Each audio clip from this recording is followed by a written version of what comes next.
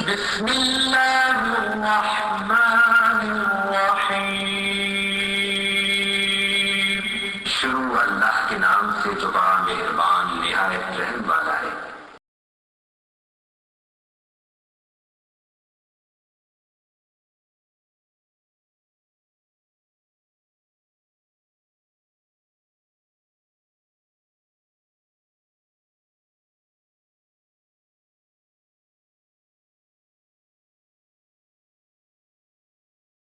وہ بھی ذرا سنو، وَقَانَ يَوْمَ الْقِيَامَةِ مَعَ قَارُونَ وَفِرْعَوْنَ وَحَامَانَ وَأُبَيِّ بْنَ خَلَفٍ او کما قال علیہ السلام۔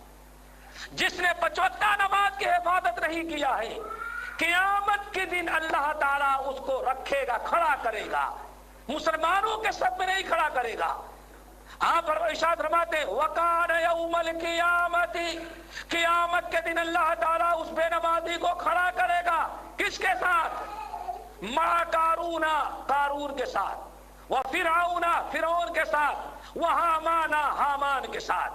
نمبر 4 وہ ابی بن خلف، ابی بن خلف کے ساتھ۔ اور قصور کیا ہے؟ نماز کی نماز تو پڑھی لیکن نماز کی حفاظت نہ کیا، نماز کی پابندی نہ کیا۔ اتنی شدید وعید اللہ کے رسول صلی اللہ علیہ وسلم سنا رہے ہیں۔ 4 کافروں کے کا تذکرہ کیا، قارون، فرعون، حامان اور ابی بن خلف۔ محدثین کہتے ہیں اللہ تعالیٰ ان کی قبروں کو نوروں سے بھرے، کہتے ہیں انہی 4 کا تذکرہ کیوں اللہ نے کیا کہ بے نمازی جو ہے انہی 4 میں سے کسی نہ کسی ایک کے ساتھ رکھا جائے گا۔ قارون کے ساتھ کیوں؟ قارون اس دنیا کا سب سے بڑا مال دولت والا تھا۔ کیا تھا؟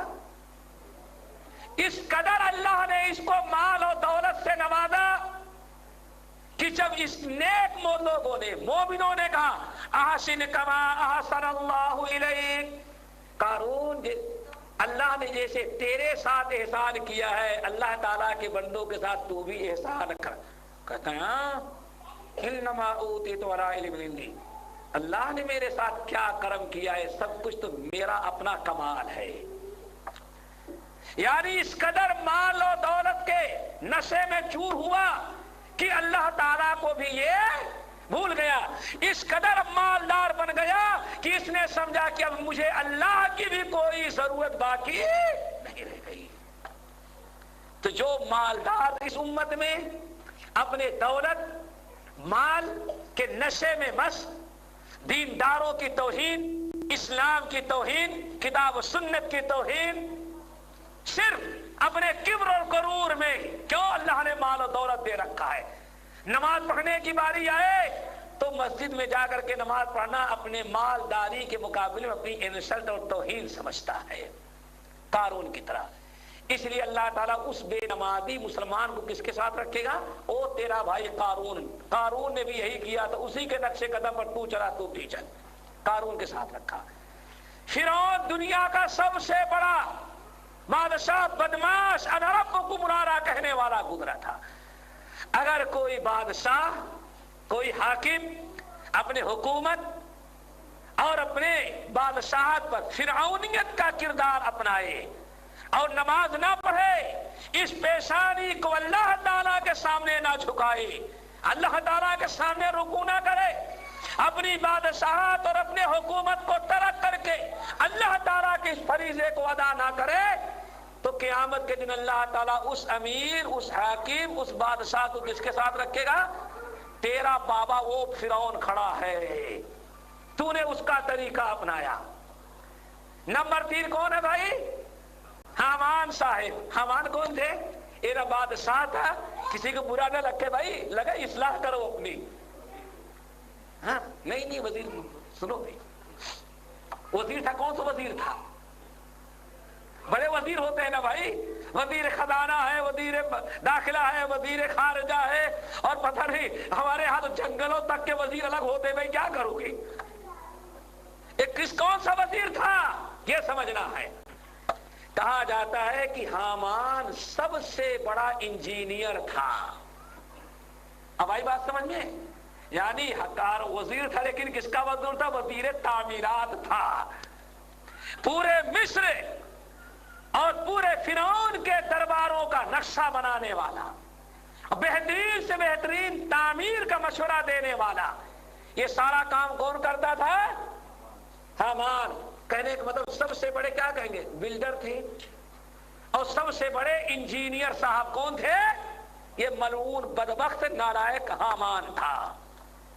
اب کوئی بہت زیادہ لکھا پڑھا اور وہ بھی کہیں بڑی کرسی مل گئی، اب وہ سوچتا ہے کہ اب نماز پڑھنے میں اپنی انصت سمجھتا ہے اور نماز چھوڑتا ہے. تو ایسے لوگوں کا، اور نماز چھوڑتا ہے تو ایسے لوگوں کو قیامت کے دن اللہ تعالیٰ کس کے ساتھ رکھے گا؟ چلو وہ تمہارا باپ انجینئر جو سب سے بڑا تھا اس کے ساتھ تم جاؤ، جیسے وہ بے نمازی تو تم بھی بے نمازی، اسی کے ساتھ جہنم میں جاؤ. اللہ اکبر. ذرا بھائی کوئی انجینئر صاحب ہے تو غصہ نہ ہو، یہ اصلاح کرے، اپنی فکر کرے، اللہ کا شکر ادا کریں کہ نبی نے بتا دیا آپ کو اگر نماز چھوڑو گے تو حضرت رحمان کے ساتھ ہوگا. اندھیرے میں نہیں رکھا گیا آپ کو. چوتھا کون بچا بدنصیب؟ ابی بن خلف. یہ کون تھا؟ ایک بزنس مین تھا، عرب کا سب سے بڑا تاجر تھا.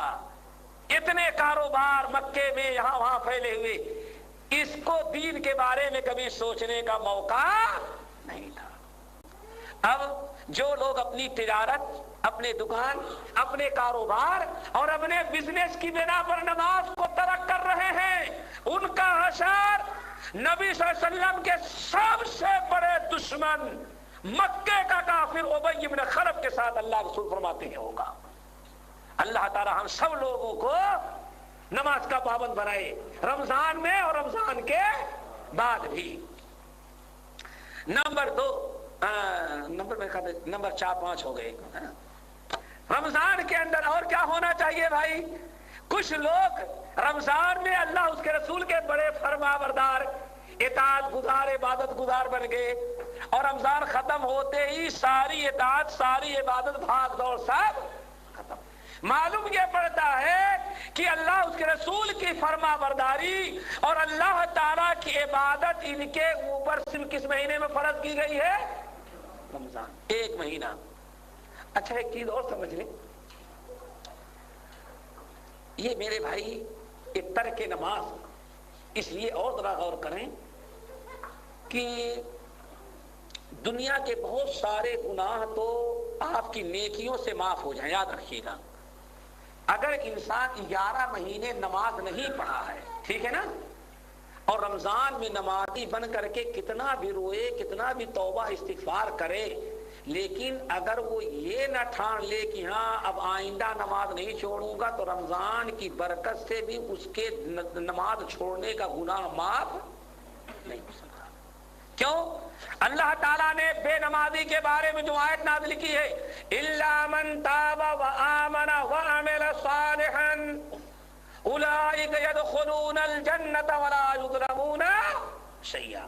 اللہ نے وعدے کر دیا ہے کہ نماز ترک کرنے والا، الا من تابا، جب تک نماز چھوڑنے سے توبہ نہیں کر لے گا تب تک انسان بے نمازی انسان کے گناہ کو اللہ تعالیٰ معاف نہیں کرتے.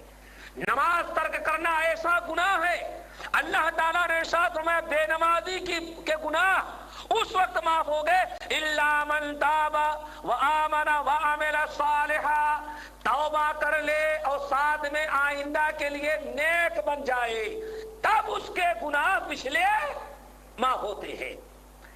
عبادت کا معاملہ ہے میرے بھائی، اللہ تعالیٰ کے اطاعت و فرما برداری بھی رمضان کے ساتھ خاص نہیں ہے کہ رمضان تک ہمارا مسلمان بھائی اطاعت و فرما برداری کرے اور رمضان کے بعد اپنے آپ کو بالکل آزاد سمجھ لے. کیوں؟ اللہ تعالیٰ فرماتے ہیں وَاعْبُدْ رَبَّكَ حَتَّى يَأْتِيَكَ الْيَقِينُ، آپ اللہ تعالیٰ کی عبادت کرتے رہیں. اللہ تعالیٰ کی عبادت کوئی سیزنی اور وقتی چیز نہیں ہے کہ 2 مہینے میں، 4 مہینے میں، 6 مہینے میں ختم ہو جائے.